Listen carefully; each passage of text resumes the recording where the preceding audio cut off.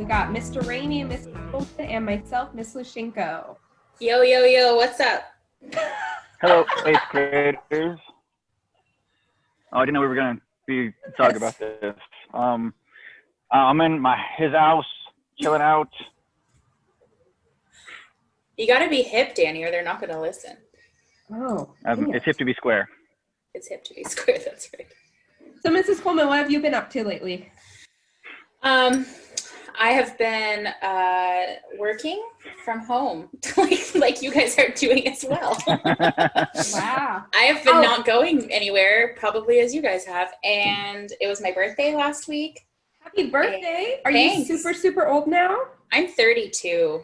Wow. You know. Wow. Yeah, which I had the realization that I'm closer to 40 than I am to 20. Don't say that to some of us. Yeah, you're like 4 weeks. You must be really wise now. Yeah, so I'm good. I'm really good. Yeah, how are you doing, Miss Lushenko? So today, one of my chicks got stuck in my car. Thankfully, my car wasn't driving. But so my chick was on the axle, and it took me like 30 minutes to get her out from under the car. So I'm good, other than chasing around chickens. Yeah. So nothing. How you doing, Mr. Ramey? Mr. Ramey is good. I keep trying to pick up new hobbies and then realizing I have 3 tiny children and there's no room for hobbies. Your hobby could be like changing diapers or singing the ABCs. I do change a lot of diapers. I've read a lot of kids' books. I've bought a lot of kids' books so that I can read something new regularly. Yes, that is nice. You should just integrate your old hobby with your new hobby. Like you could do puppetry for children's stories. Puppetry. Oh my gosh. Yeah. Kids love puppets. I am so excited about Civil War. This is one of my favorite units. I think we'll have a good time with it. I'm excited too. And then the kids are supposed to be doing it at Edpuzzle. Have you guys had your kids do that, you think? Or I've seen a couple very eager students that have looked at the Edpuzzle and have done very well. That's awesome. I'll give a shout out to Joey Swenson. Yes, good job, Joey. Shout out to Connor O'Donnell Field, who told me that the link was blocked. Way to go, Connor. Yeah, oops. I know. I've done that too. And we get to read that book, the Miserable Presidents book. Oh, sweet. Remember? Yeah, 2 miserable presidents. Yeah, 2 miserable presidents, because the U.S. became 2 different countries for a while. There was 2 different presidents. How would that happen? That's bizarre. No, I know. Well, okay, so you know how way back when in the Constitution, they wrote it in what, end of 1700s? What was it, guys? 75, It was, I think. I believe it was 1783. Okay, 75, we won our independence from Great Britain. 83, we won the Constitution. And in the Constitution, I know, I always forget those dates.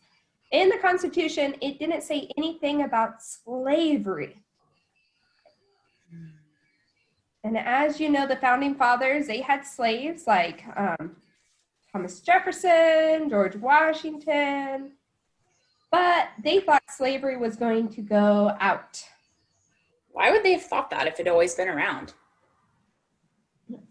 Because the amount of slaves in the United States was going down, and it just wasn't making sense.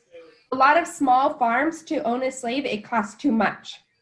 And so they started doing like indentured servants and stuff like that. Isn't it indentured servant when... Vision. Go ahead, Mr. Go ahead. I was going to say, Thomas Jefferson had this vision for America where everyone was going to be like this small farmer and have like their little farm plot and like do their own thing. And that was like his dream for what America was going to look like. And so it makes sense that slavery wouldn't work with that kind of a structure. Right.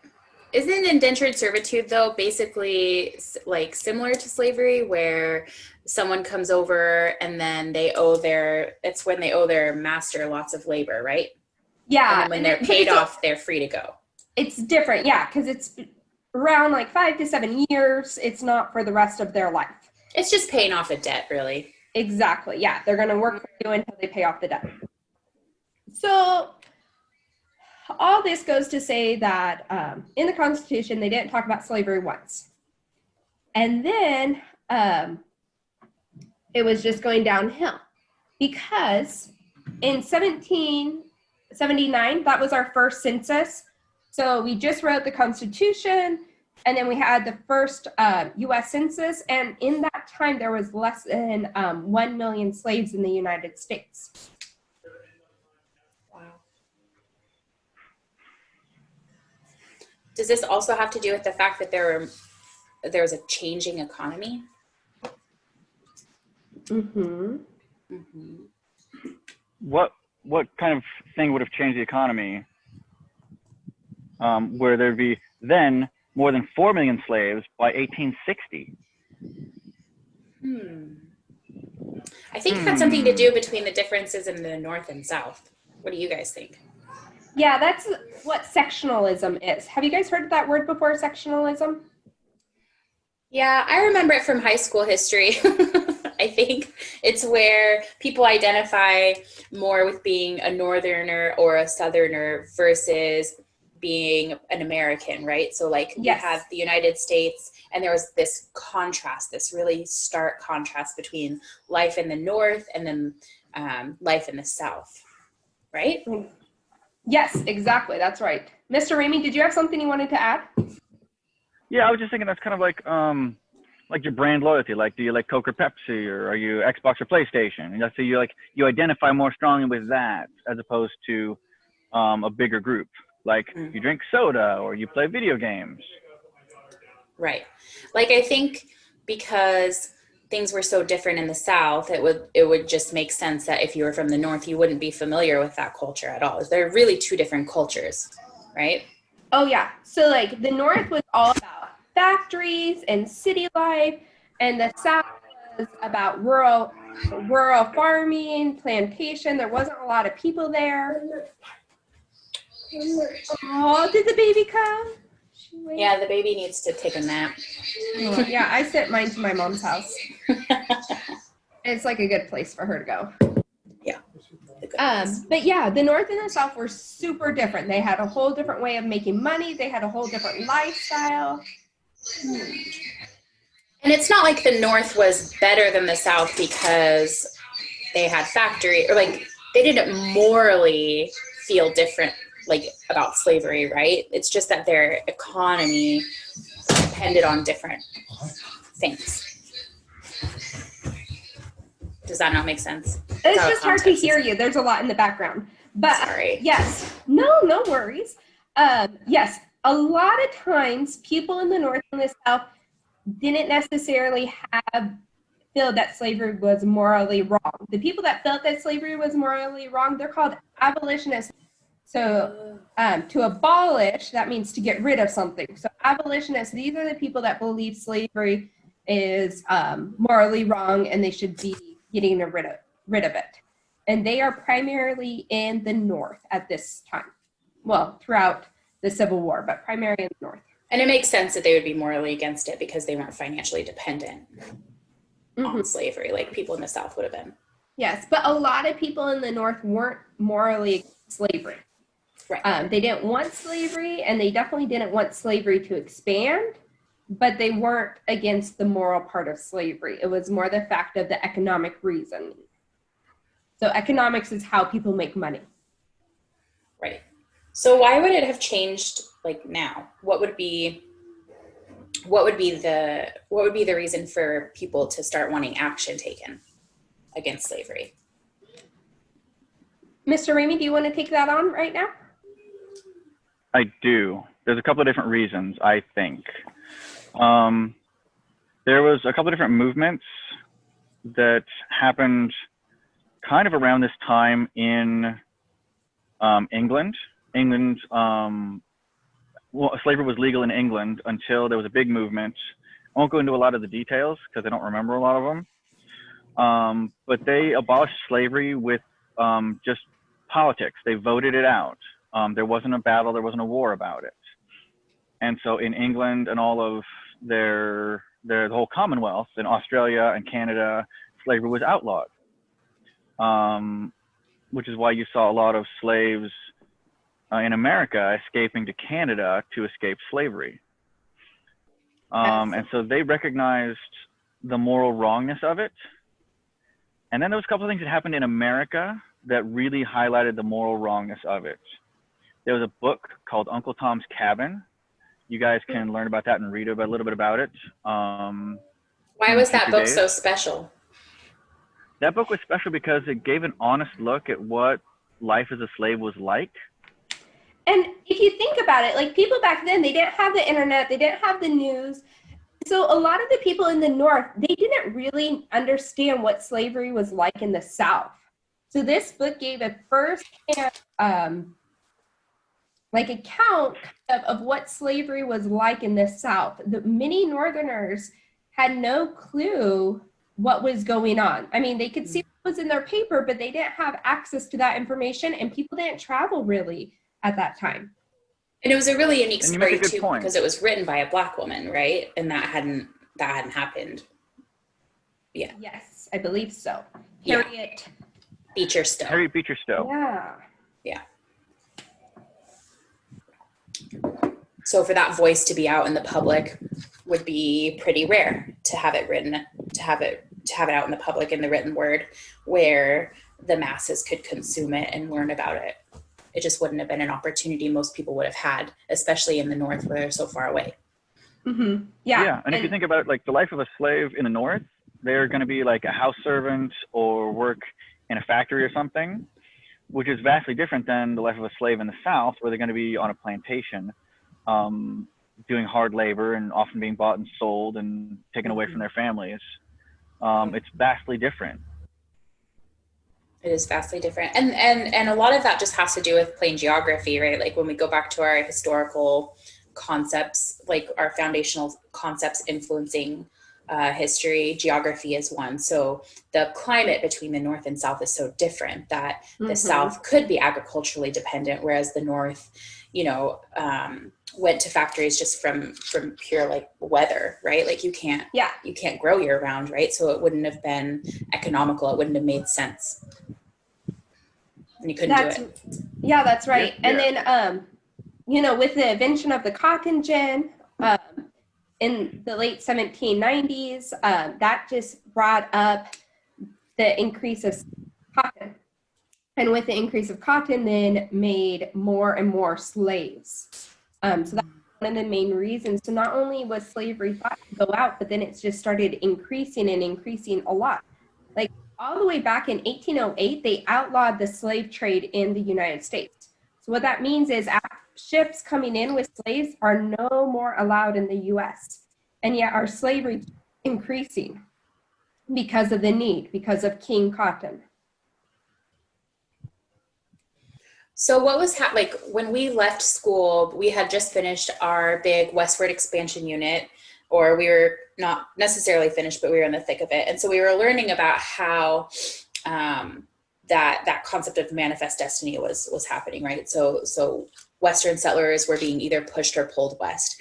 And so how does that correlate with what's going on here, right? Do you guys want to answer that? Because I think it makes sense to explain to the students, to the kids, like why we just studied westward expansion and now we're going to Civil War. Like, what's the bridge there? Mr. Ramey, do you want to take that or do you want me to? I'll take a crack at it and you can fill in some gaps because I know I'm going to miss a couple of things. Basically, things are moving west, and the people who have different ideas from the North and from the South, they're the ones who are being pushed and pulled west. So they're taking their ideas with them. And they're deciding, they're planting like farms and crops and settling, and they're making new territories. And the government is pretty much, if you could live on and improve the land, they would more or less give it to you during this time. And so there was a big discussion, a big divide about should these new territories, should it be legal to have slaves in them, or should they be states that should not have slavery in them? And so because a lot of people like I say, a lot of people, especially from the North, wanted to limit the expansion of slavery. Well, and it's all about power and balance. Yup. Because if you think about power and balance, there's the Missouri Compromise came out in 1820. So we bought the Louisiana Purchase in 1803. We added Florida in 1819. And then we have all this territory. And the Missouri Compromise pretty much said that whenever you have one slave state, you have to add in one free state. So they're always an equal number. But that's not always going to work. Yeah. So then we just added all this land to our country by expanding west, or by going west and staking claim. And shouldn't the people who have slaves already be able to bring them along? Right. And that's the question. That's the question. You know, because also the people who are coming from free soil or free states going into the free soil, the free territory, can they also bring the freedom there? And that's the question. Mm-hmm. And you can imagine that would have created some pretty big tension in our country. Yeah, it definitely did. So that was one of the main reasons why slavery, you know, adding that westward land, that whether the new territory should be slaves or free. Another big reason, which we've already talked about, was the difference in the economy with the North and the South. What else, guys? I'm sure there's some other things that we are forgetting. Well, we've spent a lot of time learning about states' rights, right, in American history. So that kind of American ideal of letting a state govern itself as it wishes, right, as a foundational American value. We're seeing that even today, right, in our COVID era. So it's state by state, there's different policies. The governor, the head of the executive branch by state, the governors by each 50 states are making different rules for each of their states, and we're allowed to do that, right? Washington doesn't have to do what Nebraska is doing. Well, I'm glad you brought up Nebraska because, I mean, think about Bleeding Kansas and the Kansas-Nebraska Act. That's all about that. So what was that, Ms. Lashenko? So, okay, the Kansas and Nebraska Act was right after the Compromise of 1850. So we talked about the Missouri Compromise, and that's in 1820. Then you have to jump forward from 1820 to 1850, and we have to talk about the Compromise of 1850 before we can kind of understand that Kansas-Nebraska Act. So pretty much what came out with 1850 was outlined by Henry Clay, and it was the idea that there's popular sovereignty. So Kansas and Nebraska can kind of decide whether they want to be a free state or a slave state. It would be based on popular sovereignty. You guys remember what popular sovereignty is? Could you refresh my memory? It's when you can have the people in that area can vote and decide what's going to happen for their territory. So again, like a popular vote to determine what happens inside your own territory. Exactly. And that caused a problem because Kansas was starting to become a state, so they're forming their government, and all these people came that don't live in Kansas to vote. What? Yeah, there's 4 times as many people voted than lives in Kansas. They're border ruffians. Ruffians. Ruffians. I can think of a few of our students who might be considered ruffians. Or border ruffians, like the kids that come into your class and they're not supposed to be in your class. That's you, Max. Yeah. Yes. Yeah. Or Jack. Oh, I miss Jack. I know. He would always come in my class and he's not supposed to be there. He had to leave. Or Jacob Champagne, he too. Oh yeah, Oh, Jacob. yeah. Jacob would Champagne also sneak in my class. Yeah. He's a border ruffian. He's a border ruffian. And Jacob's little brother. Little guy? Who's Yeah. going to be taller than me probably now. Always hanging out in my room. Yeah.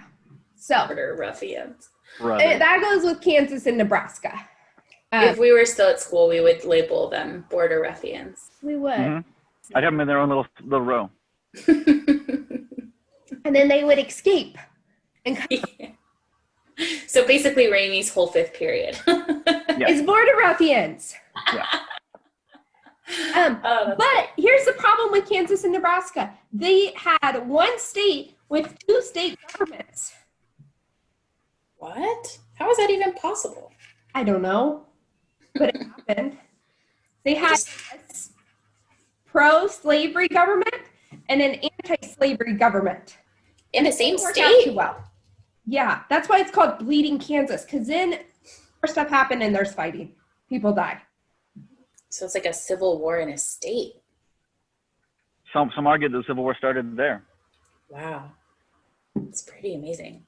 That's like extreme rivalry, like extreme prairie versus battleground Yeah. football Well, they, game rivalry. at this time, like the But no. leaders, they wanted the thing called civil disobedience. Oh, like Henry David Thoreau. I remember that.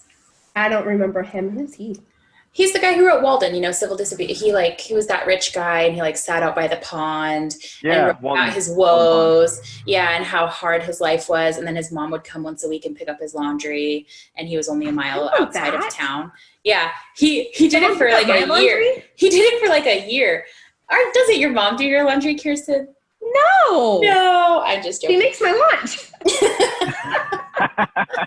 No, but anyway, civil disobedience is at this point an old An old idea, yeah. theory, yeah. And Yeah, so yeah, it this means whole idea of like, if you don't agree with the law, you're not supposed to follow it. You just do what But you think is right.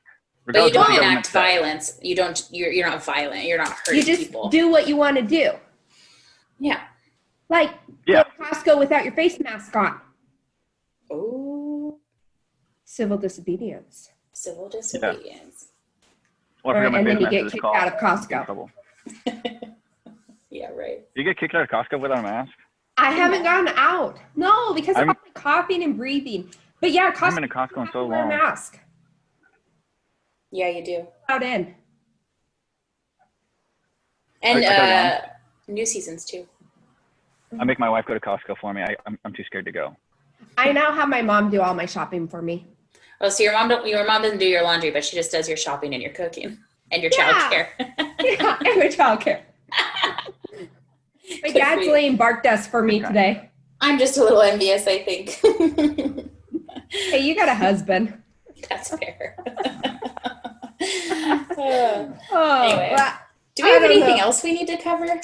oh, we need to make sure that they know that we need to do like send us messages on Remind. Oh, they should bring us questions. So students, Ooh, that'd Yes. be fun. still listening.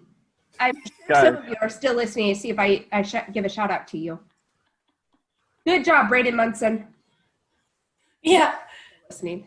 Braden's probably still listening. He's my best TA. He always calls me Teach. Oh yeah, he calls me Teach too. But Sorry if that students, makes it less special. you should send us questions or comments that we should do in our podcast because this is new for us, so we're not quite sure what we're doing. Yeah, we're doing our best, just like they are. Should we make sure that they know that this week is Mother's Day?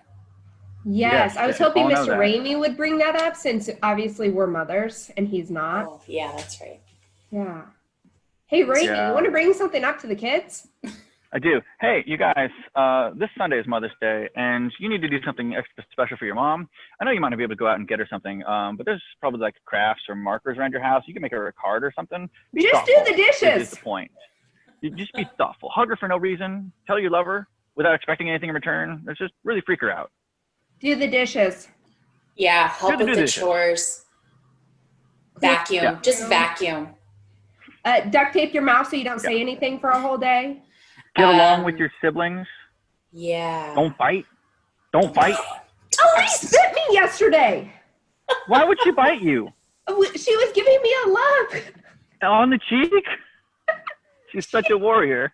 Jeez. She was giving me a love to go night-night, and she didn't want me to leave, so as I pulled back, she bit my cheek. I said, what'd you do? And she goes, I love you, bite. Oh dear. When she starts dating, you're gonna have to keep a close eye on her, I think. Yeah. Better not be biting her boyfriends. Oh, Oh boy. bad news there. Oh, we did forget one thing to talk about with the kids, and it's a definition. Was it tariffs? Because I saw that too. Can you explain what a tariff is? Yeah. Is it Yeah, like a tariff is- terrorist?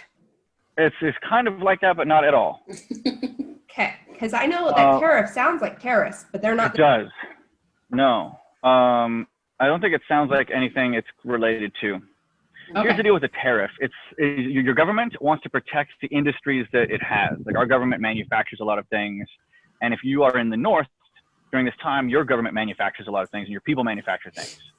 And so to make sure that people buy the stuff that you're making, you make it more expensive to get stuff from outside of your country. So Oh, so like everything from China should be more expensive? Yeah. Well, I don't want to, it's, yes and no. That's the idea? Yeah, exactly. So to keep people from buying a bunch of stuff from China, we make it more expensive so you'll buy stuff made in America. So we could say, hey, there's a tariff on all these dish towels. And so instead of buying dish towels from China, you'll buy them from America with homegrown American cotton, the way it ought to be. Because of King Cotton. Because of King Cotton. I like It's that like saying, an King Cotton. extra tax for having things imported that we don't really need to be having imported. Exactly. Exactly. Who wants a tariff? Why would you want to pay more? Like, I don't understand why some side would want it. Well, if you're the side that maybe makes all the stuff, you would want it there so people would buy your stuff. But if you're the stuff that buys all the stuff, you don't want it there because it makes prices higher. So if you're the South, you don't make a lot of things, you grow cotton. But cotton by itself isn't a thing until it's made into a product. So really, And they so- need each other. You need to send your cotton up to the north to be made into textiles. And textile, that's like clothing and cloth, right? Yes. Oh, okay. It's any cloth material that you would buy. Sheets and blankets and American flags. Exactly. Yeah. Betsy Ross. I feel like I should give you a Dragon scale for answering my question. I have it right here. It's so I pretty. think we should give it to Braden. Well, what does it say on the Brandon inside? Is it one of the good ones? It says, well done. Oh, yeah. It's one of the good I ones. found it in my makeup bag. Nice. I know. I only wore makeup on Easter, so I've been holding on to it for a while. It's good. All right. Anything else we got to tell those kiddos? We're coming back for a new podcast next week. That We should be our theme song. them. Don't we really? I really miss them. Yeah, I miss the kids too. Mr. Ramey, do you miss your border ruffians? Every day. I miss raiding the border with them. It's such a fun word. They go from one classroom to another. Like they go from one state to another state. Oh yeah, like Ruben too. Ruben! Yeah. I haven't seen Ruben. He's like the ultimate border ruffian in Daya. Maybe Emmy Cecil too. I know you don't have her, but I do. see. Her. She's a bit of a border ruffian. I think she's actually in my Aza. fourth period class, but it's hard to like know who's in your fourth period if you only saw him for like 2 weeks. Yeah. Yeah. It is tough. It's tough. Yeah. All right. I miss my fourth period. They were delightful. You missed your fourth period? Yeah. I missed my favorite period. Do they know who they are? Oh, they do. Yeah. Second period? Shh. My favorite period. And my favorite kids, like my water boy and everyone. I have to get Oh, my own yeah. water now. That must be tough. Yeah, gotta get my own water, get my own coffee. Yeah. But obviously, not my own Barkdust. Yeah, you got your dad for that. I know. All right, Yeah. should we end this or what? I think we're good. Okay, We should. bye 8th graders. I'll All right, see guys, you. make sure you like and subscribe. Smash that bell to be part of our notification squad. Make sure to leave a comment with your questions. No, but really do ask your All that questions social when you media have them. jazz. Yeah. Yes, you should. Or if you have a special shout out, we'll do. Hey, do we want to do Ooh, that'd be shout fun. outs? Yeah.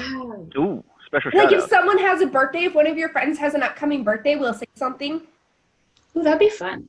I know. We can't do all of them if there's a flood, but My favorite podcast does this thing called listener mail at the end, and they'll read emails that are sent in and answer the questions, or just like have a short conversation. So maybe we could do that too if we get any listener mail. do you think the kids would actually listen to us? If they have, then they're in for a treat. Alrighty. We'll talk to you later, kids. All right. Bye, kids. Bye.